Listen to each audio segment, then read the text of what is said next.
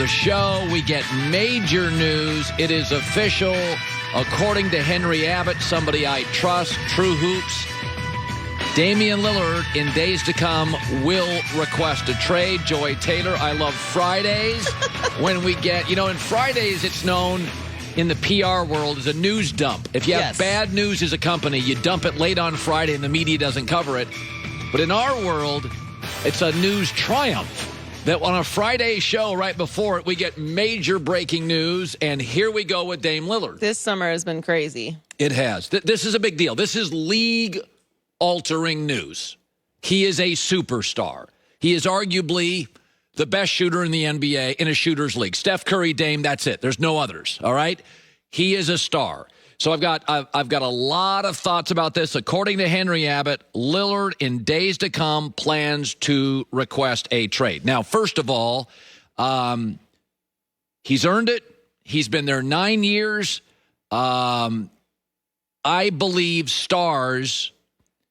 LeBron gives the Cavs 7 years. You can't get him a bona fide number 2. You got to go.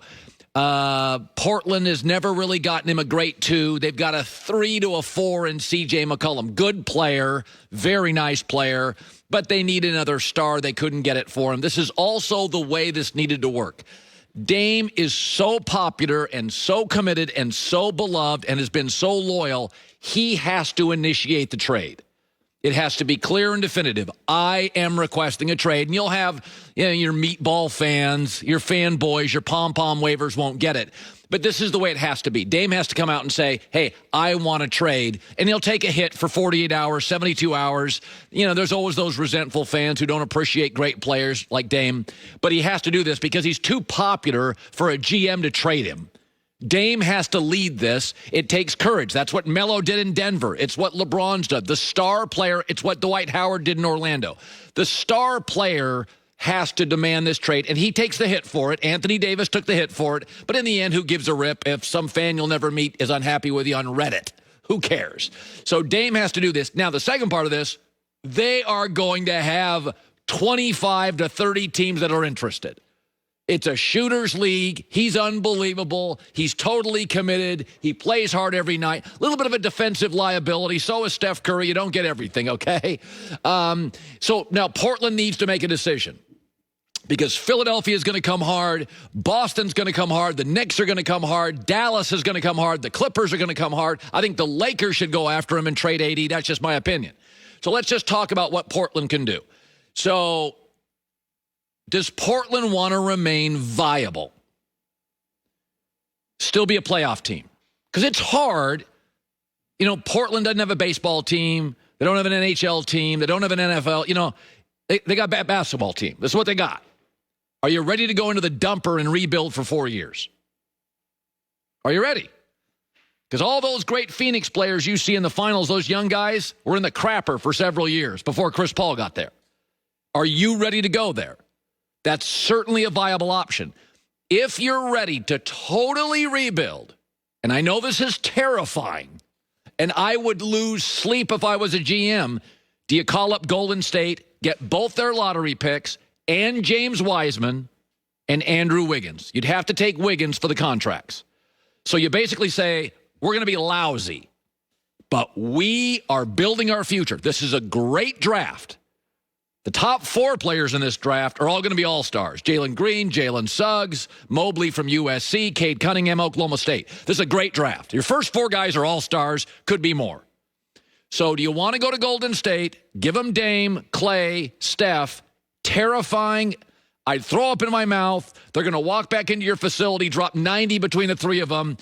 It's going to be awful. It's going to be the most talked-about team in the league. It's going to get discussed in your city. It's going to be awful for 3 years. You're going to be bad. They're going to be great, and they'll probably win a championship. But you're going to get 2 lottery picks. You're going to get James Wiseman, who would be a lottery pick. He'd be the first, second, or third pick this year. Your future's set. Your future is set, and you get Andrew Wiggins, who for a year, C.J. McCollum, Andrew Wiggins, you got bigs. You'll be a, but then you're going to have to move Wiseman. You're going to probably have to move Wiggins out, and it's a rebuild. That you take the Wiggins contract and move it. It's not a long-term thing. So are you ready to do that? So Golden State is an option if you're just ready to get a bunch of kids. Or the Clippers. Now, before you roll your eyes at this, consider the Clippers. Paul George and Dame. Oh, come on, Colin. Time out. You're not going to get another guy as good as Dame. You tell me the last time an A-plus got traded for an A-plus. I'm waiting. It doesn't happen. What you could get with Paul George is an A-plus in Dame and an A- in Paul George. By the way, Paul George, for about a 5-week stretch in the regular season this year after the All-Star game, was arguably the best player in the league. You watch them in the playoffs. He is a really, really good player. He's not Dame, but he's great. He's also, he averages 21 a game in the NBA. Dame averages 25. He's also a bigger athlete than Dame. He's also a significantly better defensive player. Paul George is a top 10 defensive player in the league. He's long, he's committed, he's strong. He's not Dame, but he's darn good. And the Clippers probably have to throw in another player. And you'd have C.J. McCollum, 23 a game, Paul George, 20, 21 a game, and Portland's got good bigs. You're a playoff team. And you probably get another starter in the deal. That you're viable. Are you a championship team? Doubt it, but you're viable. Or do you want to go to the Golden State way and just give us kids? We're going to be awful for 3 years. The Warriors are going to be amazing. They're going to be the talk of the league. We're going to have to not watch, turn the television off. And those are just two of the options. Because remember, if Dame goes to Miami with Jimmy Butler, and Pat Riley is on the phone this morning, that changes the trajectory of that franchise. If Dame goes to Boston with Jason Tatum, and the Celtics are going to be on the phone this morning, I mean, they'd win the East, right? Jimmy Butler and Dame would win the East. Jason Tatum and Dame would win the East, or certainly be in the conversation. Luka in Dallas, Mark Cuban, terrified that Luka will not sign long-term. Luka Dame, I'm sorry, but that's two of the four most explosive offensive players in the league, right? So this really comes down to what's Portland want to be. Do they want to watch? Because Golden State has got 2 lottery picks in a strong draft, and they'd give you Wiseman. That's your future. You got your future big, 2 young stars in the draft full of shooters, guards, playmakers. By the way, Philadelphia is also, Daryl Morey is going to call Portland. Now, Philadelphia is a team that is getting discussed a lot. I would be very, very careful if I was Portland on Philadelphia.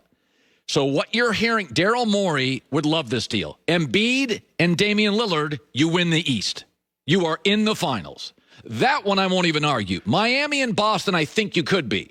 Embiid and Dame and Tobias Harris, you are in the finals. So Daryl Morey is going to try to make that deal. Here's where I'd be very, very reluctant if I'm Portland. So Dame is committed. He plays every night. He is a great teammate. Ben Simmons is indifferent and arrogant and aloof.